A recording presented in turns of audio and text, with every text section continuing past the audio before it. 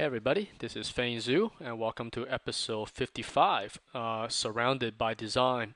And this title will make more sense as I just start basically. Let's just jump in and start talking about what this video is about. You can see I'm taking a couple of photos and cropping them, little sections of them.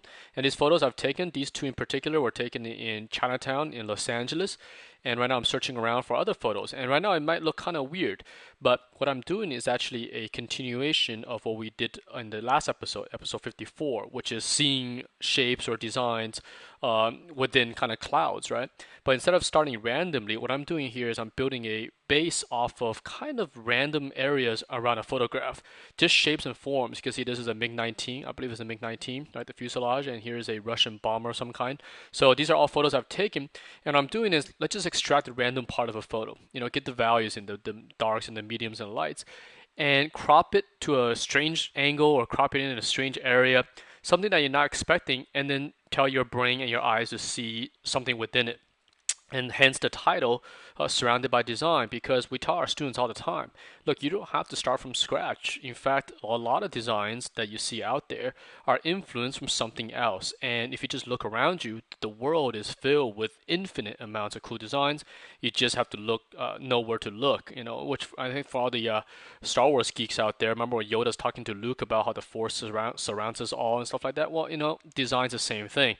You just have to practice and learn how to extract that out, much like Luke going through his training on Dagobah and stuff like that, right? So what I'm doing here, this is a lamp, the top of a lamp off of some bar or something like that. And when I saw this image, when I cropped it, it looked very structural. It's got some nice beam supporting it, yet at the same time, it has some nice organic form to it. It's kind of rounded out in particular. So I thought, hey, that looks like a mega structure, right? And maybe for you guys, you'll see something else.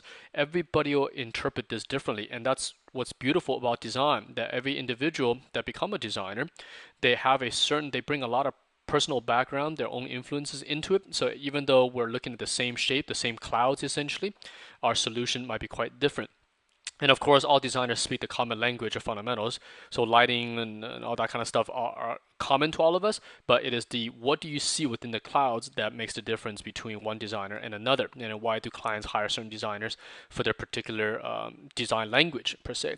So here I'm seeing a megacity, maybe some kind of very futuristic or out in the world kind of future. In games you see this kind of stuff in games like Halo and maybe even Mass Effect and these type of entertainment projects in which they're creating alternate worlds or kind of a distant future kind of scenarios. So this one kind of fit it. And again, we started something with very, very random. This is a lamp hanging on a bar in Chinatown in Los Angeles. But yet we're able to extract that out. And there's a great quote, and I can't remember who it was. Maybe it was Doug from Doug Chang from Star Wars, who said designers are able to see extraordinary things within the ordinary. And that is very, very true. Sid Mei had a similar quote as well, which is, I think designers, and I'm paraphrasing now, I don't know the exact quote, but basically designer must be able to see things within everything that's common around them, right? Even an eraser, a pencil, your pen on your desk. You could just put your mind in a certain form or something like that. When you see these shapes, they become something else. To the common person, oh, it's a pencil, but to us, it's like, oh, that's a spaceship, that's a rocket, that's a rail gun, whatever. And that's what essentially design is. And I remember a few years ago sitting with a couple of car guys.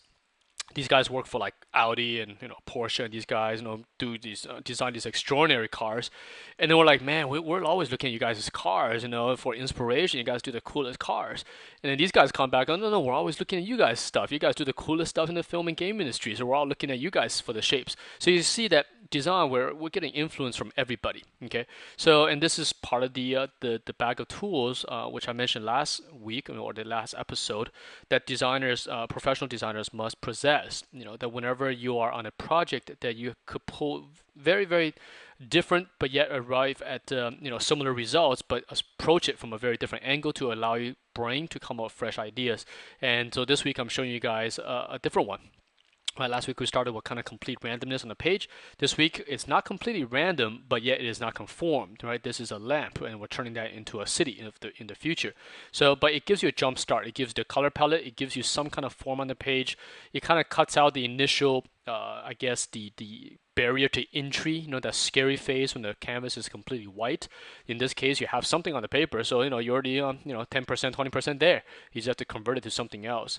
So Now I'm not gonna go over too much technical stuff because at this point, this painting exactly the when I'm doing it exactly the same as last week. So this is more just showing you guys how we could take just really bizarre things like this one. This is the shadow. I think this picture has been flipped. This is the same Chinatown area except this is on the ground.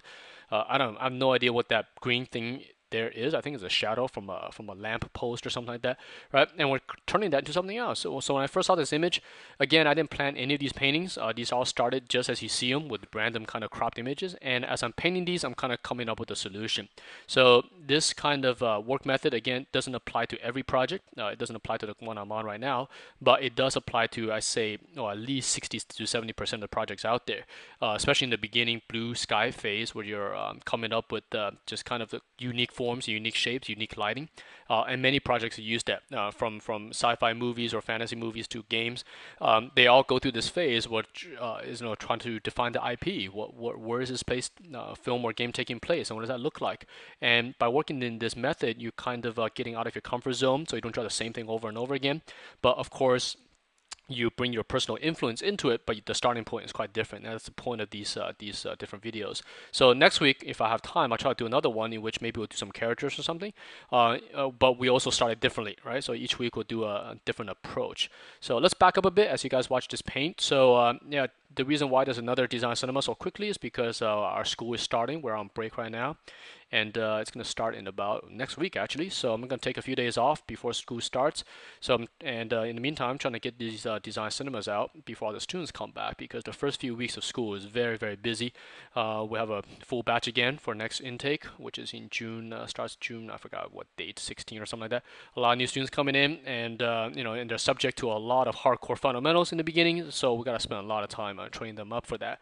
But anyways, I'll still try to do another Design Cinema episode 56, hopefully in about 2 weeks, because I do want to continue this technique that I've been showing you guys with this kind of different way to approach design, different way to get your mind thinking. And I think that's very helpful, especially for students.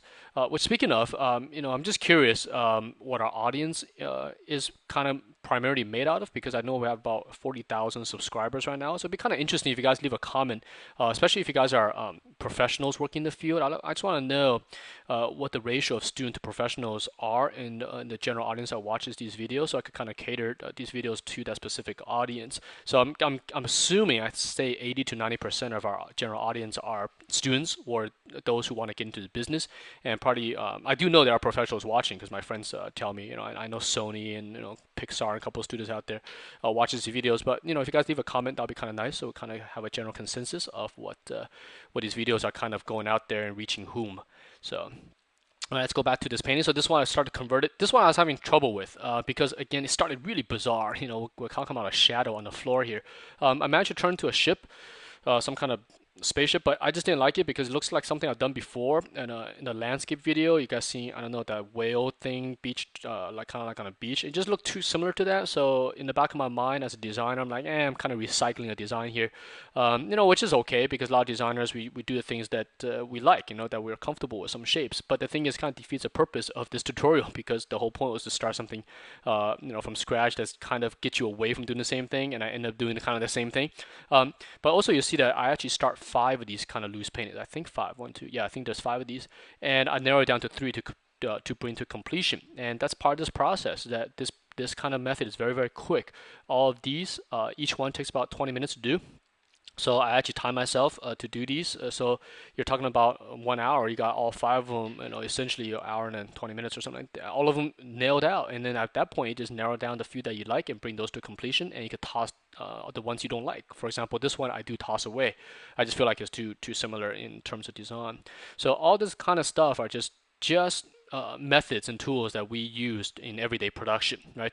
To make sure that we're always producing, right? For freelancers, we just have to have this kind of stuff down. You cannot sit in front of a computer desk, especially if you're in-house somewhere doing on-site clients stuff.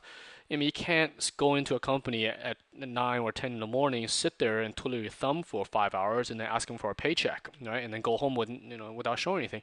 So we gotta constantly be able to sit there under immense amount of pressure, Oftentimes clients are expecting stuff by the end of the day, right? They're kind of waiting to give you a desk and whatever, and tell you, hey, I mean, have fun, good luck, whatever, and I'll see you at 6 o'clock.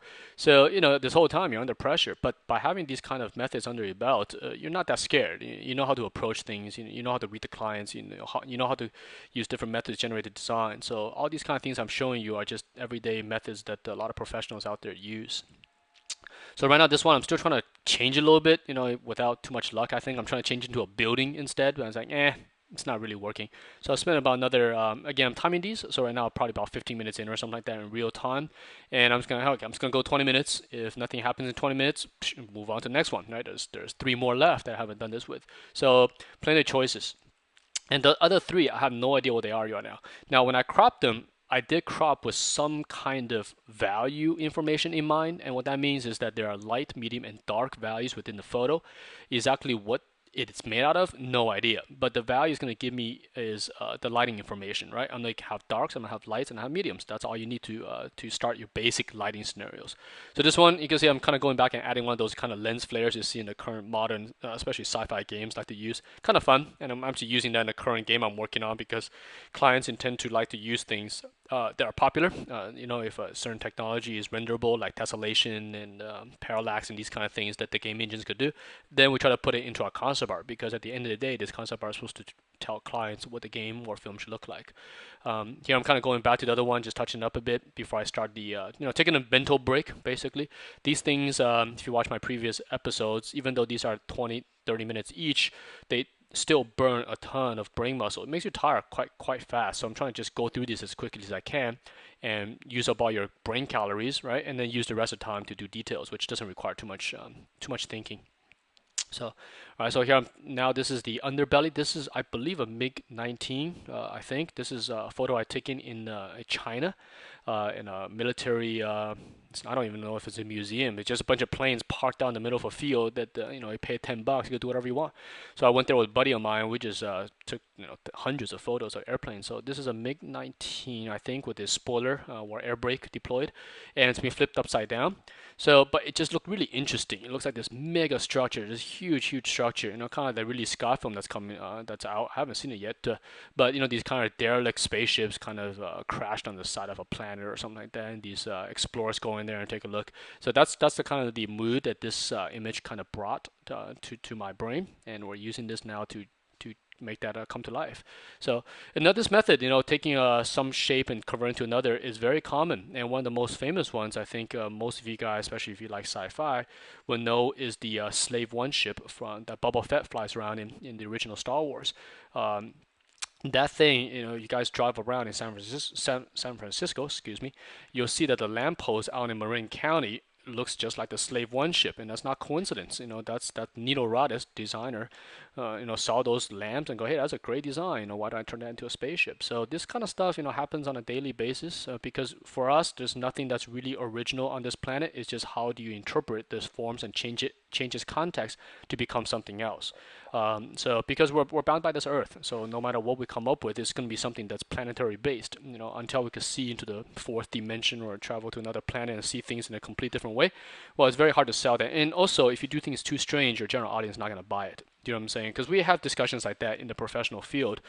In which you talk about, hey, what if a planet doesn't have binary splitting of cells or something like that? They split in a different method, so you end up with a very bizarre symmetry of a life form. Maybe it's up and down symmetry versus side to side symmetry, or they split 6 times in 6 different ways. So they don't have bilateral symmetry, but they have 6 or whatever you call that. It's not octagon or octagon's what, 8, something like that, whatever. But they split in these kind of weird things, which results in very strange life forms and plant life and architecture, everything. But to sell it to the common audience is very bizarre because everything that we know of changes. So in your kind of major entertainment industry, we tend to keep things relatively safe because you don't want to alien your designs to just a selected group of nerds, basically, like guys like me who are into that kind of stuff. Your general audience, when they see a spaceship, they want to see a spaceship. They don't want to see something that's just so bizarre that it doesn't look like it could work. Even though you could kind of theoretically, scientifically sort of argue for the way it works, but your general audience is not going to care, right? They want to see the TIE fighter or whatever, the way it is. So sorry, that's my dog barking. So I don't know if you guys could pick that up on tape. Now this one's interesting. This was a exhaust area of a bomber, some Russian bomber that I flipped, rotated. You guys could go back on the video and take a look.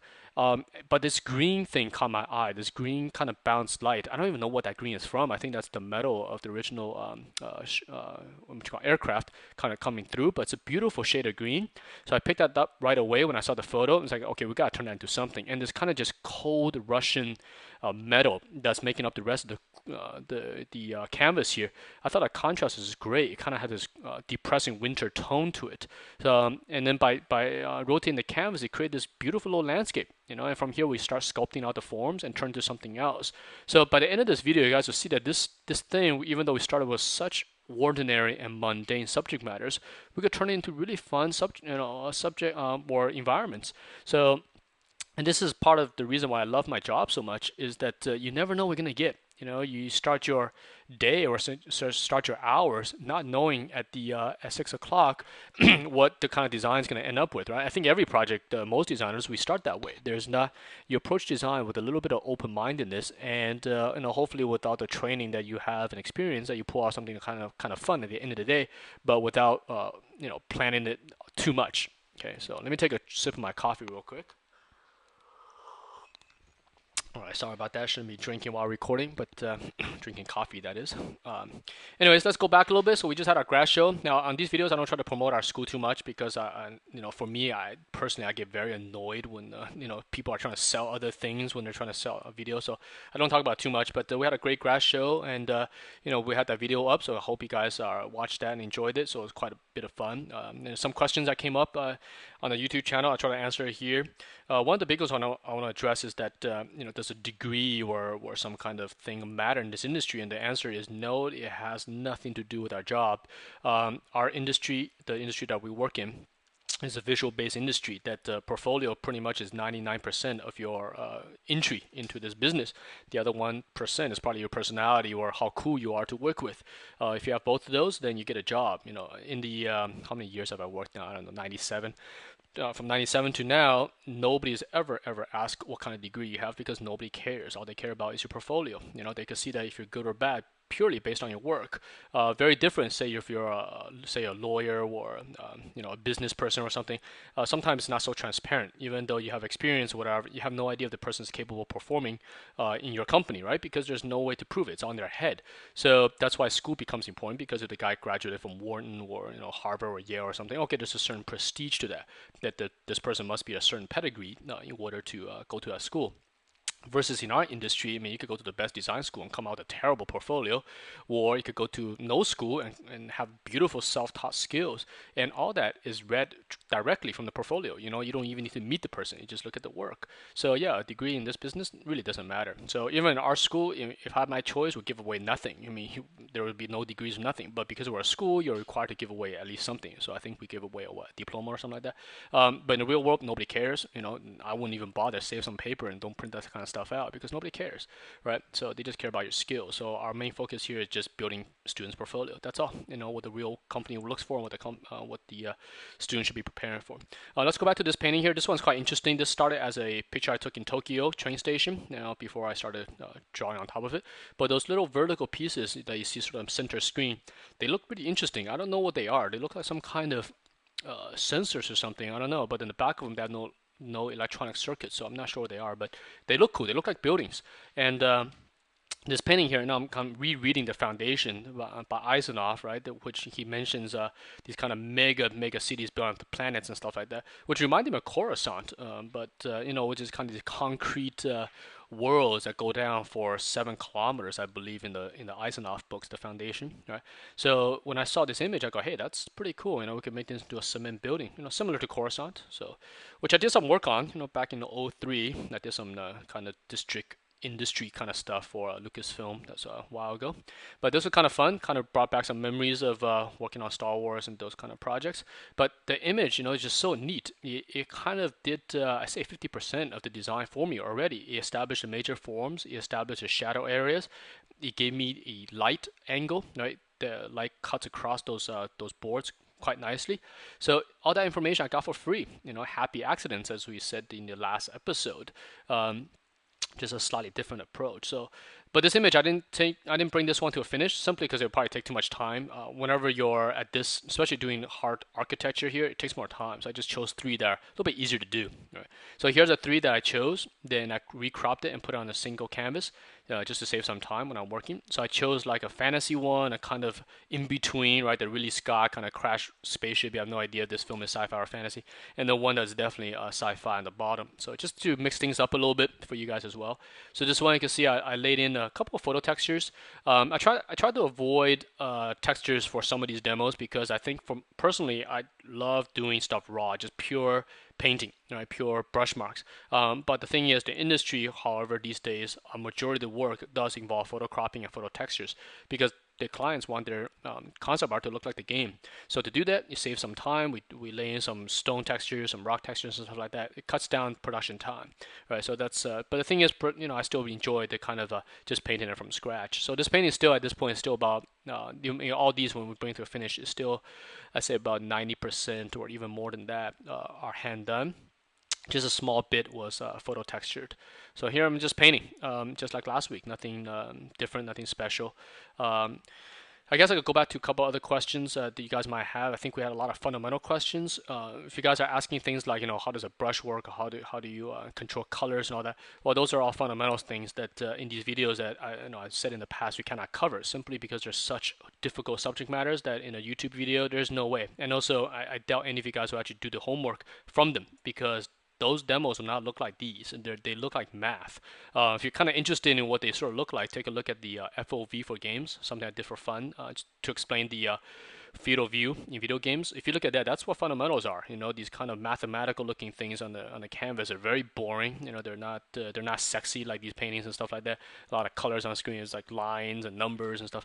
And the thing is, I think the general audience will find that to be quite boring. And also in a half an hour, you just can't cover it, right? We do that every day here for a year, and students still have a hard time learning it because it is very difficult, right? Color theory, perspective, lighting, mood, and composition. Every single one of those is basically a lifetime of training, right? We try to squeeze that in a short time here, but it's still not enough. These students of ours, they get pretty good at it, but they have their entire life to perfect it, to keep learning, right? So those things, anyways, is things that I simply don't want to cover myself either on these videos. There's no way to do it.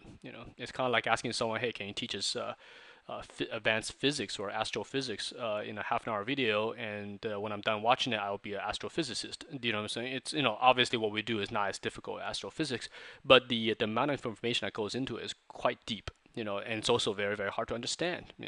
So I think for professionals it's doable, but to someone who's learning, it's going to be like go right over your head. A lot of the kind of stuff like how light works, and why is orange just orange and why is blue, and how does that affect each other in certain kind of lighting conditions. There's a lot of math and science that goes behind those kind of things. So, but if you're interested, there's a lot of books out there that you guys could probably pick this up from, and especially from the art books, right? If you're dealing with color theories and these kind of things, a lot of your traditional arts will offer that. So for us, we're designers first, we're artists second, but to do this job, we have to know a lot of art stuff as well.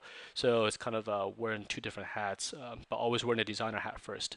So let me see what else to talk about. All this is I ditched Photoshop CS2, so all this is down in CS5. Back to some of the basic questions some of you guys asked before, which is brush and all that kind of stuff. Again, default. Okay, there's nothing special about anything I'm using here. These are all default things.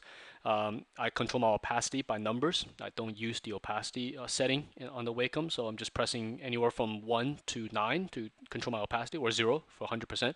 But I rarely paint 100%. The highest I go is 90 or 9 on your number key. So that way some of the paint from below will kind of peek through, which creates that kind of traditional look that I'm after. The reason I don't like to use opacity, which is, by the way, is not a hard rule. You could do whatever you want. If you achieve the cool results, nobody cares. That's just a personal choice. I just don't like having my opacity being controlled by pressure. I want to control it by what I think is going to go down, right? If I want a 20% paint, then I just press 2 versus pressing lightly on the Wacom. Just awkward, because traditional medium, especially gouache, doesn't work that way. So I just do stuff that I already know, keeping it simple. So here I'm just detailing out the spine, right? Kind of an organic ship of some kind, which is always cool. The world be without HI's Geiger, HR Geiger. I don't know how you pronounce his name properly. The whole alien thing with these kind of organic spaceships. And even today, if you look at video games in general, I think about 99% of them, if it's an alien species, they're always organic, and the humans are always Terran, very militaristic, right? So that's just something that I think that movie basically created for popular culture, and it's very hard to break away from that. You try to make an alien species that's not organic or lizard looking or something like that. The general audience just don't buy it for some reason. So I think lots to do with that movie Aliens. So anyways, so this is kind of a similar kind of take on that kind of thing. Derelict ship, don't know where its origin. It's huge. It's got organic features to it, but yeah, it's like technology mixed in. So it's just fun stuff. These kind of subject matters are a little easier to sell to the audience, especially for games like Dead Space and these kind of projects. The audience is expecting a certain type of design from those kind of projects. So, and you deliver that design. You gotta know what the audience sort of wants, and you don't want to deviate too much from that, especially working in mainstream entertainment. So now I'm doing the bottom one. This is a Megacity, kind of definitely reminiscent of Blade Runner and these kind of films I love. Right? These kind of very futuristic, 100 years, 200 years in the future type of take, alternate Earth. What could it be? Crowded, a lot of cars, flying cars, and drones and stuff like that everywhere. So. Let's see, anything else? Let me try to think any other questions. Anyways, I do read I try to read your YouTube stuff, but again, I can't get to all of them. It's impossible. We have, 50 something videos now, and every day there's different question popping up, a different one of them. So the best way I could do is try to just answer them here in these videos. But I'm actually considering doing a live stream maybe one of these days if I have to find the time to do so, because I heard that's pretty cool. So you guys could I think it's free, right? I don't want to charge money for it or anything like that. But we'll see if we can hold some kind of live stream session with you guys. If we could get technical things worked out, and if it's fast, it has no lag, then we could give it a try. We could have a pretty fun session with that. So keep an eye out for that, but I have no promises right now because I haven't investigated too much into it yet. Okay, so but next week, or at least I think 2 weeks from now, we're definitely going to do another take on one of these things. Okay, starting something with a different technique. I think I'll try the lasso one or something like that and do some characters or creature design with that. So the purpose of all these is just to inspire you guys, see that show you guys a little bit behind the scenes of how we work and how we approach design, and kind of reveal some of the quote unquote magic behind it, which there isn't any. It's just skills really, and knowledge and understanding. But I think by knowing different approach methods, it helps a lot of you guys out there to do this kind of line of work. Alright, so here's all three of them kind of cleaned up. I spent about 1.5 to 2 hours each to clean these guys up. So total production time, you're looking at about 8 hours for all three of these. So a little bit of textures used, but mostly still hand painted. So here you can see the sunlight coming through, washing everything, bathing everything, that very epic kind of scale. Yeah, so that's about it. So I hope you guys enjoyed this episode. Man, that went fast. 30 minutes already. I felt like I just started talking.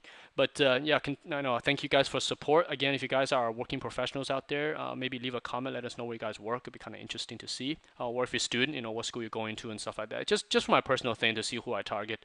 Don't worry, we're not data mining you guys or anything like that. So I'm not that kind of person who does that kind of things. So anyways, yeah, have fun. Enjoy the video, and I'll see you guys in basically hopefully in 2 weeks. All right.